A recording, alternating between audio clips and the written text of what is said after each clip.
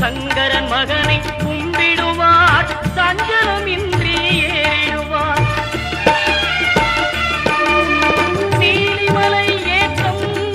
சிவபாலனும் ஏற்றிடுவார் காலமெல்லாம் நமக்கே அருள்காவலராயிருப்பார் தேகபலம் தா பாதபலம் தா தேகபலம் தா பாதபலம் தா தேகபலம் தா